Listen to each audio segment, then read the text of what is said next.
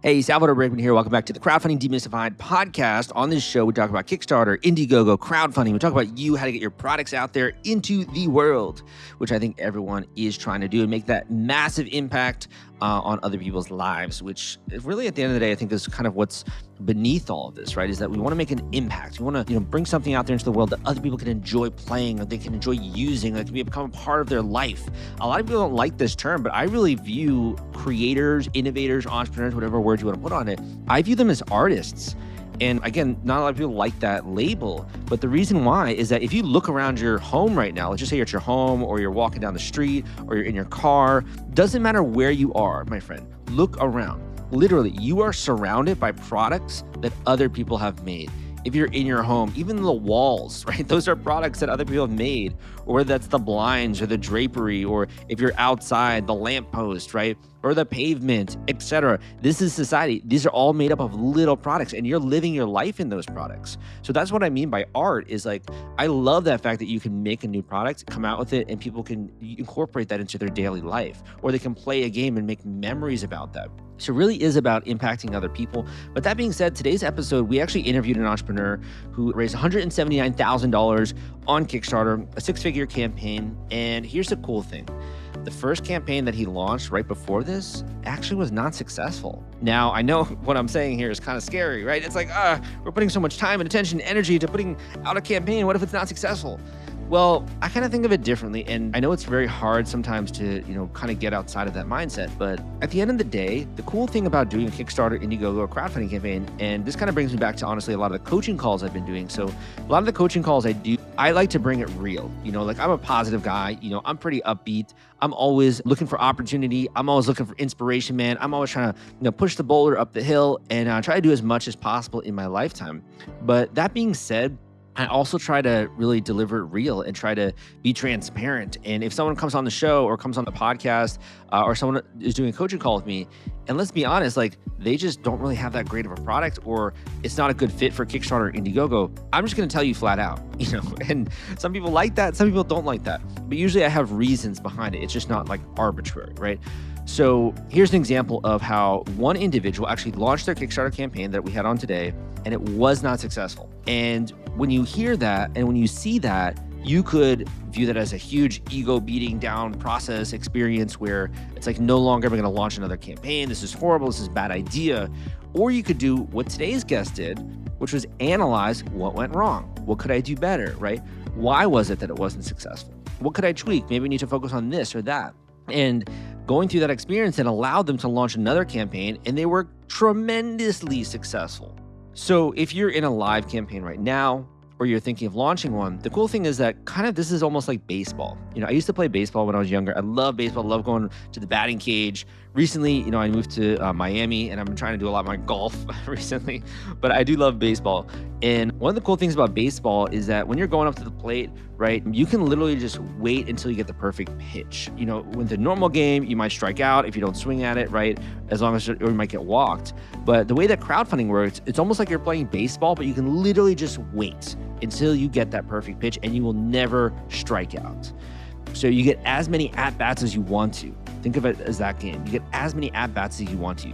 You can wait for that perfect pitch. You can analyze your swing. And as long as you're willing to keep stepping up to that plate and keep swinging that bat, you can hit a home run, just like these guys did. And that to me is inspiring because it means that even if you don't get it right the first time, maybe even the second time, you can still launch a successful campaign and use crowdfunding in this way. There is no limit or no maximum to the number of campaigns you can launch. You can literally just keep at it until you are successful. So these guys, their first campaign, they actually had to cancel. They only raised around $21,000. This campaign I just mentioned, they raised $179,000. So if you want to discover the exact thing that they did differently, listen to this episode, and I think you're going to like it a lot. In addition, if you want to check out more information when it comes to my work, I will give you a couple links at the end of today's podcast. In addition, if you are a beginner on this show, and this is kind of like your first time doing it, the best resource out there is the Kickstarter launch formula.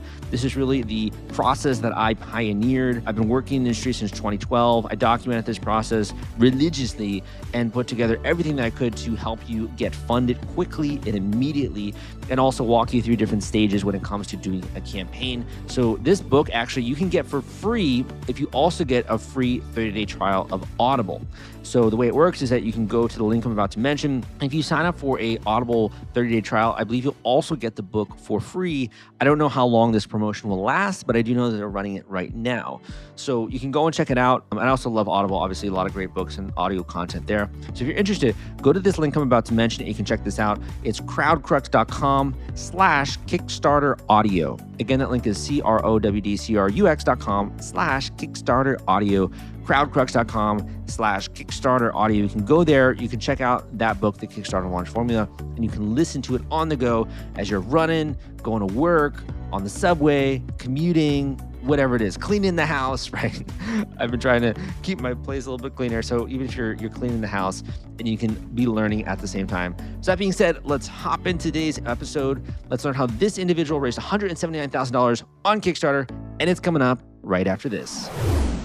If you're worried about the fulfillment and shipping part of your Kickstarter campaign when it comes to getting out all those perks and rewards to your backers, rest assured, I've put together a complete Kickstarter fulfillment and shipping checklist for you, and it's free. This is sponsored by the folks at Fulfillrite, and they thought that you should have this checklist as part of your arsenal going into a crowdfunding campaign. If you want to get instant access to this checklist and it's free, you can go to fulfillrite.com/checklist. Again, that is fulfillrite.com/checklist. fulfillrite.com/checklist. Just go to that link and you can download it immediately. Hey guys, welcome back to the Crowdfunding Demystified podcast. Today we have a six-figure campaigner on the show who's also run a bunch of other Kickstarter campaigns. Today we're speaking about CoLab, mad science, competitive dice worker placement, really interesting building game for 1 to 4 players. And we have the creator here on the show. John, welcome to the podcast. Thank you so much for having me. Definitely, man. You think we can kind of get started? You can just describe for the listeners a bit about the game and how the gameplay works and just kind of go into that a little bit. Yeah, so in CoLab, this is a competitive game where you are a mad scientist and you're building crazy creations like monsters and potions with abilities and devices that give you actions that you can take to gain yourself different resources and stuff.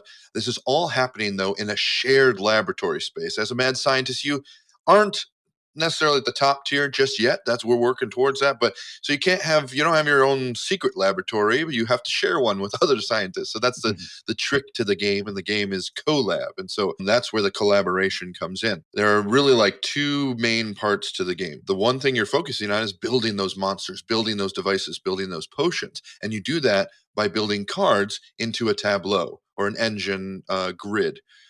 As you add cards, they will end up causing cascading reactions or give you more points based on their placement in the grid and what they're next to. And you're normally driving towards an end game goal that you have that's a secret goal that each player has for themselves. The other part of the game is how you get those cards built. And so you're collecting resources and you're taking actions in this shared lab space. That's kind of this like wheel shape of 6 labs and 6 towers. In between each lab, there's a tower where minions are sent to gain you resources. So what you do is you have these little miniatures that you put your dice in. So it's a dice worker placement. So you're collecting dice, get your resources, but then you're going to put the dice in your minions, send them out to a tower space. And when you send them to that tower space, they'll gain you a little resource or an action from that tower. And then you're going to send your scientist out to one of the labs. Now, there are minions all over the board. There's all kinds of resources being brought for the different experiments and stuff, actions that players have taken on the board. You're then going to send your scientists out to the lab, and you can either collect or build. But the big trick to the game is you can utilize your minions and your opponents. So that's where the CoLab comes in. Super cool, man. So how long you been doing, by the way, Portal Dragon? How long you been doing this company? Oh, man. So we have been doing this for, COVID screws everything up. I used to be able to count my Kickstarters and just go off of that number, but our first campaign was in 2015, a little game called Pick the Lock. And we actually did that game before the game we were working on a game called Zephyr Winds of Change, which was quite ambitious for us at that stage. At that time, it was me and another guy, Aaron Klook, who were designing those games together. Since then, life has taken him in a different direction, and it's basically been me doing Portal Dragon. My sister came on board and is taking care of a lot of the business side, but we've been doing this since 2015. Very exciting. And what were you doing beforehand, or what was your full-time job or your main source of income there? So this is still a side hustle for me. I don't have this isn't full time. I have a full time job. I've been working for a company that now I'm working remotely for. I used to live in Michigan, then I moved to Tennessee and I worked remotely. It actually ended up being a little bit interesting how timing ended up working because we left right when everything locked down. And so everybody switched to working remotely, and it was sort of a benefit for me because I wasn't the only one on Zoom. Everyone was on Zoom. So it was a nice Mhm. transition there. But I've worked there for, going on 12 years now, doing graphic design. I do web development, graphic design, photography, videography. So that's been my gig for quite a while before I had jobs doing graphic design at various companies and things. So yeah. And when it came to board games, what made you decide to kind of make that transition from being a player to being a creator in the space? I would say there's an entrepreneurial aspect like in my family in general. My mother had a bunch of businesses right now. Her one that has really been most successful here is a chocolate factory that is making raw organic cacao. And so her and my sister also do work on that. So creating has been something that I've always done. I mean, from when I was young, I like wanted to take apart things. I wasn't so good at putting them back together, of course, at first, but I would always take apart radios and anything I could get my hands on and stuff. And I was into art young and doing a lot of drawings and sketches and telling stories with videos. I have a bunch of stop motion with my old Star Wars figures and stuff that I was doing as a kid. And so video always really interested me quite a bit. And Mm, I still do a bit with that. Actually, I do Kickstarter videos as well. I've done 35 different projects now. that's So awesome. Yeah. yeah, if like Kids Table, I do a lot of stuff with them. Helena Capel and Josh Capel, they're good people. Yeah. So how long does it really take you? I mean, I assume it's been faster with your newer projects, but like how long does it take you when it comes to coming up with an idea and then really eventually getting that implemented and launched on Kickstarter? Like what is that time frame like? So it really depends on the project. And so let me revisit your last question because it's a little bit related. There was that you asked how I made that switch. And so the switch happened. I was actually working on another side hustle that I was working on a video game company.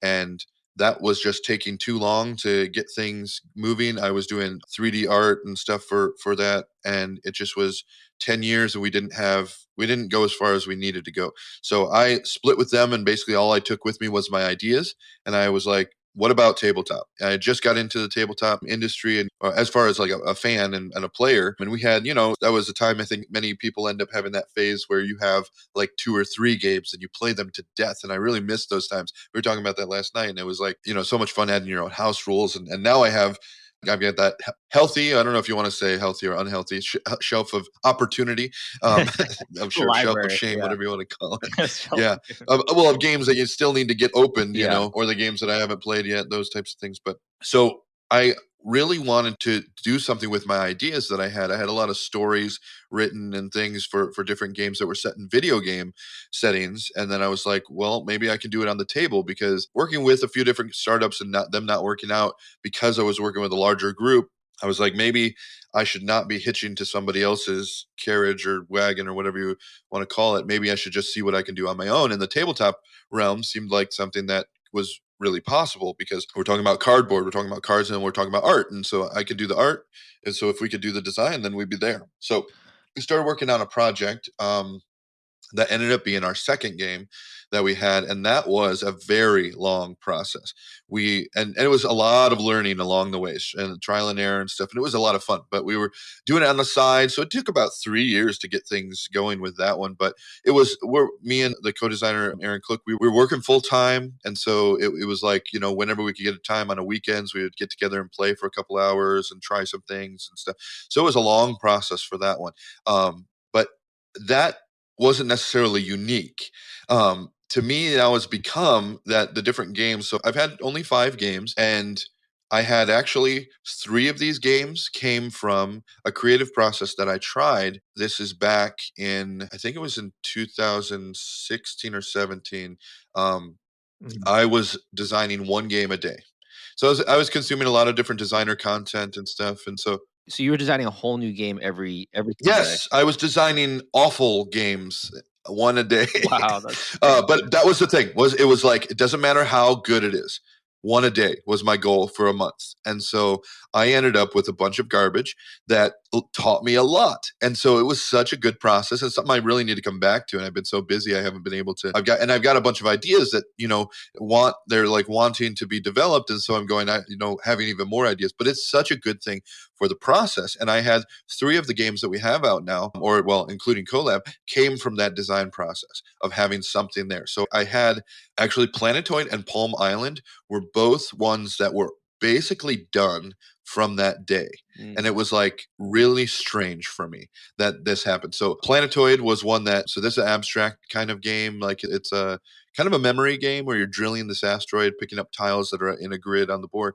So it started with that. I just used some other components. I had it. I had a hour and a half drive each way to work at that time, and so I basically got 3 hours a day, and then my lunch break, however long that happened to be, to work on games. So that's what I was doing. Was I was going using that time to build a game.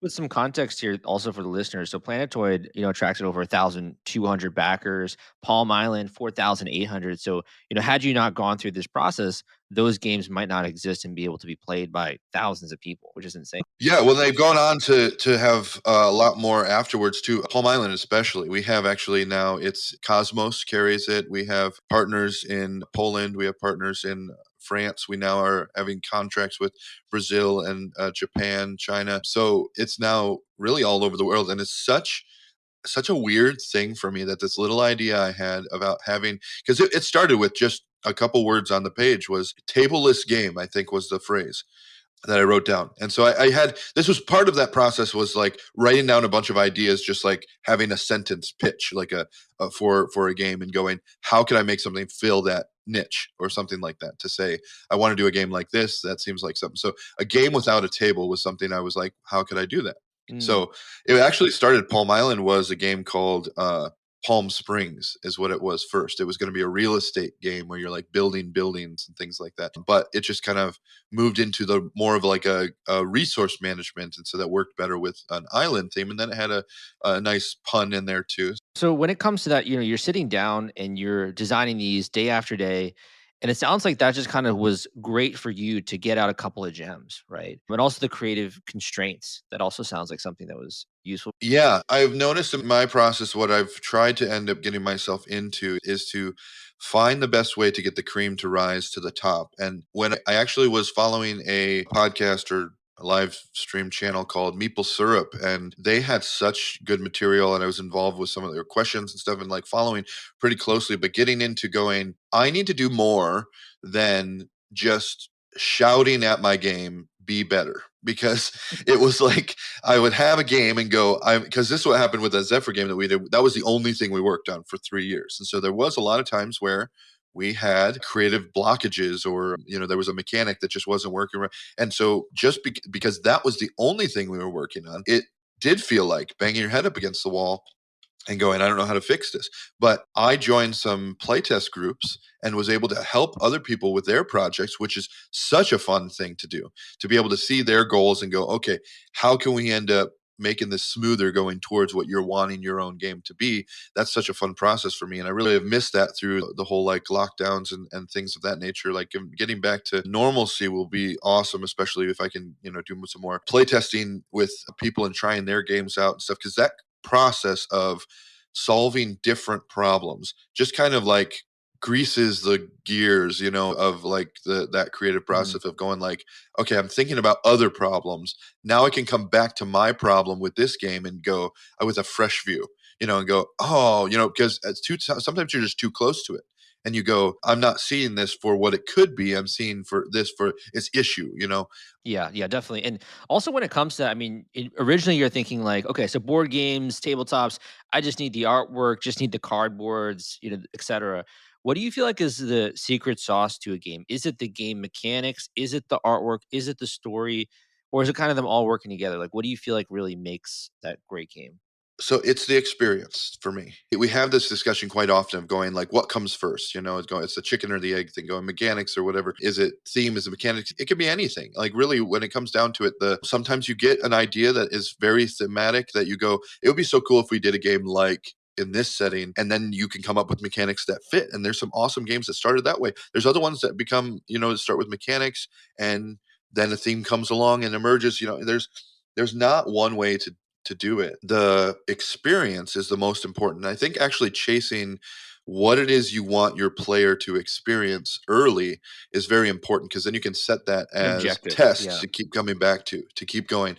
Is that what was happening? Are we doing this? Can we do that better? And back to that Maple Syrup podcast, the host there, Sunfong Lim, had this phrase, kill your darlings. And I'm not sure where that came from, but it was the idea there is you don't love something so much that you can't let it be better, of like kill your darling sounds pretty morbid, but the idea here is like shelve the idea. Go ahead. It's fine for it to not be the next game you make, let it simmer, let it, and if you have to, just pull the plug on the project.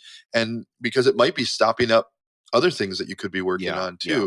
too, because sometimes something doesn't work. And I find there is a lot of things that I've worked on. We were just talking in one of the playtests we did recently online about a mechanic I had in CoLab that I was the only fan of, because I thought it was such a cool mechanical operation for you to do. And it was so interesting, but no one had fun with it. It was just kind of annoying Mm. for players to do, but I thought it was interesting. And so there is that thing too of going like, I'm making games for more than just me too. I mean, there's a lot of different philosophy behind that. There are some people who want very insular, don't want to try other people's stuff to be influenced by it. And I can understand that. But for me, it's You have like, an I want audience. to be Yeah. able to play with people at my table. Got it. And so my whole collection of games is a game in itself for me. I want to have a game for someone. So if you don't play games, if you do play games, I want to have something that you can have fun with. Yeah. Yeah. So So if you're new to games, I'm going to bring you to the table. We're going to play something that fits something you would be interested in, whatever that may be. So to me, it's about people around the table. And so normally there's more than me around the table. So one of the things to kind of jump off there is I think what you're saying is actually very common to a lot of different creative disciplines, particularly when it comes to writing, when it comes to creating new physical products, when it comes to games, just that volume, that creative constraints, I think are so freaking powerful. So I love that you said that. One of the questions I had for you is, now that you kind of have this thing you're proud of, the biggest challenge is how do you get people to notice it? Right. What do you feel like you learned about marketing throughout this process of launching these different games, getting funding, building out your company? What do you feel like you learned about marketing when it came to this? So I need to learn a lot more about marketing. I feel like it's constantly something that I can do better at. I mean, it is kind of funny. You started this off saying six-figure funding, and it was like this is the first project that we've had that's raised this much. We had Palm Island raised 99,000, so we were just under, being able to roll over that mark. But yeah, we're very small. I mean, we're two people in a company and stuff, but I'm trying to figure out more ways to reach people and build that audience, because that's honestly the biggest hurdle is getting in front of people. Everyone who looks at the game, they go, "Why haven't I heard of this?" And so we have that with a lot of our games. Why didn't we know this? I wish I would have saw this earlier. Things of that nature. And so it's really tough, especially in the tabletop industry, because there's so much good out there. We have so many good games coming out constantly. All these creators, it's awesome to see the industry growing leap by leaps and bounds. And we have all these new games, but it does make it difficult to see everything, because that's what everyone has the FOMO thing going of, am I missing something? Am I not going to get the thing, when Yeah, yeah, it has its exclusives or things of that nature, especially if we're talking about Kickstarter and things. But marketing, I would say that we're still exploring a lot of that. I'm getting much more into Facebook and how Facebook ads work. I have a hard time getting my head around, the way that the ad world works of, I mean, if there is a click that turns into a conversion, that's very simple. But having the whole impressions and the value of impressions is hard for me to understand, because normally, even myself, I go through Facebook, I see something, I don't necessarily act on it. But that's stuck in my brain and goes, oh, I should maybe look that up later. Or I see it a second time and go, I've seen that before. Let me look into that. And so that's the whole thing with advertisement in general. It's very interesting and hard to put price point on. And that's one of the most difficult things for us, because we have a very small marketing yeah, budget. yeah. and trying to reach people is difficult. Hypothetically, going back to your first 1 or 2 projects here, I mean, you've obviously, doubled, probably gonna triple or quadruple what you did with your first 1 or 2 projects. If you go back in time and kinda talk to that version of yourself, what would you tell them at least for the beginning creator out there when it comes to marketing? Should they be more aware of planning ahead of time? Should they be more focused on advertising? What do you think your message would be to that person? Yes, all of the things. So there's a lot that I, of course, would share. But honestly, if I had to give myself one piece of advice when I started this, it would be slow down, make connections. Because my first thing I wanted to kind of do was like jump in and go, hey, look at what I'm doing. And that didn't work at all because I didn't have an audience. And so what I really needed to do was be involved in other people's projects, almost like the Reddit kind of model is to contribute as much as I can to what's going on in the industry, find a good way to do that, learn as much as I can throughout that process, make connections with people. And then when I go to create something, then everyone's already going, well, yeah, we want to support what you're doing, because it's a reciprocal kind of thing or whatever. But honestly, it's just would take the time to understand the industry, understand my audience, and understand the better ways to make those sort of connections and spread the word. But I mean, this project you're running right now obviously has struck a chord. I mean, you got over 1,000 comments, a massive community here. Is it just as simple as listening to the community, or do you feel like there's another reason why this one is taking off for you?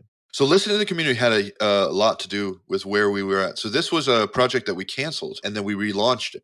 And so this one actually has some direct feedback loop or whatever you want to call it of going, we had to stop what we were doing and regroup. So we had very simple, straightforward, this is the game, this is the price. One pledge level, one game, it was very simple and straightforward campaign, but we didn't have anything we were really offering that was causing people to really make that plunge, to end up going, I have to do this now, and so we ended up coming back and asking the community, what is it that we can do? We're getting into, we have a Discord channel that's got a lot of people on it now, which has been awesome. I love that direct connection, which that's something I've been missing for a long time, is the direct feedback, the conversations with individuals and stuff. Because even on Facebook and stuff, yeah, you can do comments. People ask questions, you answer the questions, but it's normally fairly disjointed because unless you get lucky where you're not busy at the time a comment comes through, you can't respond right away. And then maybe they can't respond right back, Yeah, yeah, and yeah. stuff. That But on delay. Discord, we do a lot of back and forth. And so it's nice to be able to have that conversation where it feels a little more natural and you don't feel like you have to construct the comment in a way that can't be interpreted. It's almost like writing rules where you can't leave room for interpretation of what you meant, and stuff like that. But Discord's a lot more casual and you just have a discussion. If they go, oh, I thought you meant this. Well, you go, no, it's like this. And so then you understand people a lot easier. So that Discord channel has been awesome. Mm. But with the first project we canceled it because it was not gaining traction the way it should have. And all of our fans, reviewers, and supporters were telling us that they said, cancel it because this should be doing so much better. And so we were like, oh, we took their advice. We canceled the project. It may have funded. It was kind of heading towards that, but we wouldn't have been able to reach the levels that we're reaching right now. But it was based having a few things really addressed for the community that were specific concerns, like having exclusives, having a lower pledge level for entry level. Because I was making the game like, let's just make this awesome for everyone. This game with miniatures. Mhm, mhm. So we brought back and did a retail version with standees, added some extra things, add-ons to the campaign that would get people more interested. And address some shipping issues, some language issues, and really tried to present the game better so that everyone understood more what we were talking about. The communication is so important of getting not only like, communication, like we say, Discord or comments and things of that nature, but on your page trying to communicate exactly what you mean by your shipping. Yeah, the value, almost like over communicating in that way. And honestly, I think that says a tremendous amount about your values and the fact that you actually took time to pause and think through some of your original assumptions and then relaunch and were successful. I mean, that shows you really care about the player, obviously. Oh yeah, that's a huge thing for us is we don't. I mean, I'm making a game for gamers, but I mean, it's in a way I'm also making a game for me because I'm a gamer. I want to have this thing the best that it can be. I'm not making a product to make money. I mean, that's a nice thing, sure, and I would love to switch to be full time, and maybe that's where some of the difference is that I don't rely on this as my full time income. Yeah, it's definitely a different motivation, but still, I mean, you're doing a killer job and obviously putting in a lot of time as well outside of your gig. So one question that I had for you is, you've gone from basically being a player and, trying out all these games and being, fanatical about that to really being able to create your own. When was that moment when you felt really proud as a creator? Was that with this campaign? Was it a previous one? Is there a moment in time where you're like I'm really proud, like I actually went down this path and I made this thing and people are loving it? Was there a moment like that in your journey? Yeah, so so with our first game, it was kind of a interesting experience. I mean, we raised 13,500, it says here. So it's a small game, but our funding goal was like 1,000. So we hit that first day, but we had 900 people interested in our game and who backed our game, which I'm really appreciative of. But I think it was really when we were doing fulfillment. So it was like we had money come in, we had a number on the Kickstarter, but we do our own fulfillment in the US here. And I wanted to be part of the process, and putting the stickers on each and every package is something I want to be involved with every project we do that I can. If I can do it, we're gonna, because reading out every name and then confirming it with it, because we have this process where we confirm. So we end up having a sheet of the specific subset of deliveries that we're doing. So if they're getting the game with the extra sleeve or whatever, we'll do all of those in a batch. And so we have a list that we go through. And so we're confirming them as we put the labels on and then move it into the area of our facility to go out. But anyways, reading out that name meant so much to me, that first time. And it still does every single time, because these are individual people who actually invested, like, not that only their time, that they're interested in playing something that I create. I had a little idea, I put it to paper, and they go, I'm interested in what you're making, what you're building, what you've poured your heart into. And that just meant so much. It ended up being actually really quite emotional for me. And it still is, to go through and go, like, because we've had some bigger games and stuff where we have more. And so doing even more of them, it's like, this is still so crazy. Like, to have somebody talk about Palm Island, because this is our most popular game, that they will end up talking about how they enjoy that game, is still surreal to me. That there is my little idea that I wrote down in a notepad on my phone, is now something that people are enjoying all over the world. It's surreal. Yeah. Why do you feel like that's so emotional for you? That's a good question. So I think in general, there is something that I'm very interested in psychology. Since we got into foster care and now we've adopted through foster care, I've been very interested in child psychology and psychology in general. And I think it's really just like it's a growth as a person type thing. I've been trying to, just figure things out. And I think that everyone has that sort. But Yeah, I yeah, think yeah. really what it comes down to is the question that is pretty basic of your own self-worth, and so when you do something, going, is this worth me doing it? And so having that direct confirmation of somebody else saying, yes, I want to support what you're doing, it means a lot to me. Yeah, I think so too, man. I think honestly, all the great moments you've had playing games in the past, like you're kind of handing the baton off and you're letting other people have those experiences, like you said in the beginning. So I think that's awesome. And, especially when doing it with this project, it's connecting with so many people. And I think it's just going to continue to take off here. So, I have like one or two more questions for you, but where can people go to learn more about your current project here?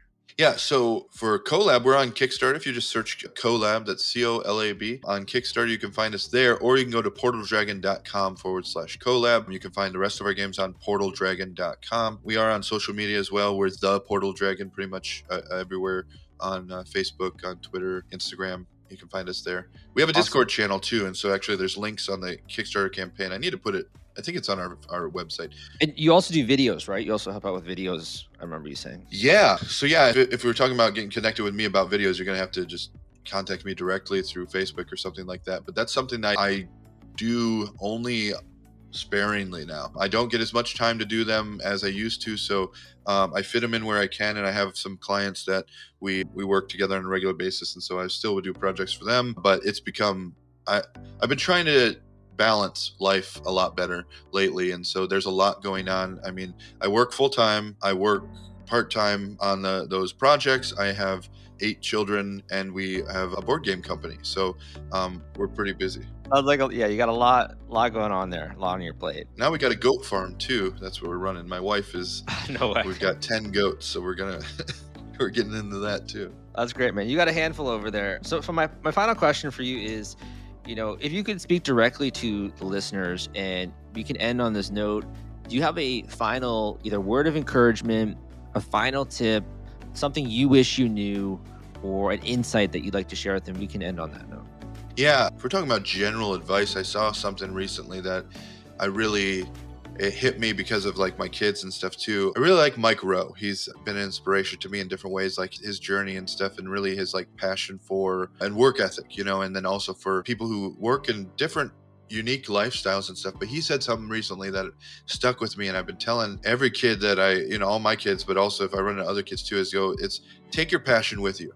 And so it's like a lot of people go follow your passion, but he says take your passion with you, which really just means whatever you do, wherever you go, be passionate about it, because you shouldn't rob yourself of an experience just because you didn't choose it. You find yourself in a situation, you should making the best of it. You can learn something you didn't know, and stuff. And I think that's such a big thing. Sometimes we end up getting where I'm just going to phone this in because it's not my first choice. And I think that does a disservice to you, disservice to people around you. And so bringing your passion with you, whatever you do and wherever you go. Love it. Awesome, man. Thank you so much for coming on. Good luck with your next couple of days here, and look forward to seeing your success here. Thank you so much.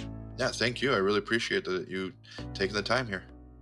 Thank you for listening to this episode of the Crowdfunding Demystified podcast. Oh man, I appreciate you so much for being a part of the crowdfunding community. Specifically, Crowdfunding Demystified is a passion of mine. I love demystifying this entire process for you so you can understand what the ways that it works, so you can understand the levers that you got to pull in order to get funding.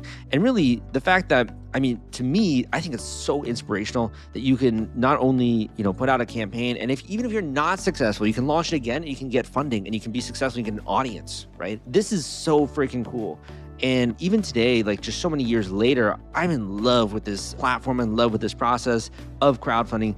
And that's because it just, I think to me, enables so many things in the future as well. It's really a foundation for your entire business. You learn so much throughout the process. It is a journey. And the first thing that I realized when I really started this show was that the number one thing that's missing, I think, throughout this process is just sometimes having a little bit of guidance, right? Having a guide to walk you through it, having a guide to answer questions, having a guide to really hold your hand every step of the way as you're going through this process, and to know the things that you don't know. And to me, that's really the ideal guide, is like, not only can they show you the map, not only are they leading the way with their lantern, but also they know what's around the next bend because they've gone on this trek before, right? They've gone on this trek throughout the mountains or through the mountains and the valleys. They've gone on this so many times, right, over the years, that they know every little nook and cranny. They know everything that's behind the bends. And, it's a fun experience for you. It's a fun journey for you. But for them, it's like another day at work. And that's kind of what I love doing, is I love bringing that experience, knowledge, and bringing that to my coaching calls. And I love also, even if, let's just say someone comes to me and they're like, maybe my product isn't necessarily the best fit for Kickstarter. Are there other routes out there? I'm always trying to be super helpful and share either, okay, rework a couple of these things and I think it would be a good fit. This portion doesn't fit under the guidelines, you might have to change that. Or maybe this is a better fit for Indiegogo. Sometimes I'll even say, hey, this is a great campaign, but actually I would recommend using this other platform instead, or check out this resource or talk to this person, right? So I really do try to be helpful in general. And also we talk a lot of strategy, tactics, planning, everything that goes into the actual project. And in addition, every once in a while, I've gotten super busy recently, but when we have a project that we think can do really well as a team, we also might hop on certain projects that are out there. If it's, a good niche and it's something that we believe in, something we think we can help with, then we also work one-on-one in terms of execution with some of these campaigns. So if you want to learn more about that, you can go and book a one-on-one coaching call. I'm going to give you a link right now. You can write this down, or you can just remember it. The link is crowdcrux.com/coaching. That link again is crowdcrux, CROWD, crowdcrux.com/coaching. A coaching spelled the normal way. So crowdcrux.com/coaching. You can go there and you can book a one-on-one coaching call with me. You got to fill out a form. Tell me a little bit of information about you. What are your goals? What are your aspirations? What are you trying to achieve? And tell me as much as you can about your product as well, so we can be well prepped for your call, and I can make the use of that time efficiently. Thank you so much for tuning in, man. I really appreciate you. And like I said, and if you want to show some love, give me a thumbs up if you're listening to this on YouTube. If you're listening to this on Spotify or on iTunes, please leave a positive rating and review so other people know that this is worth their time and that they really are getting some value out of this experience.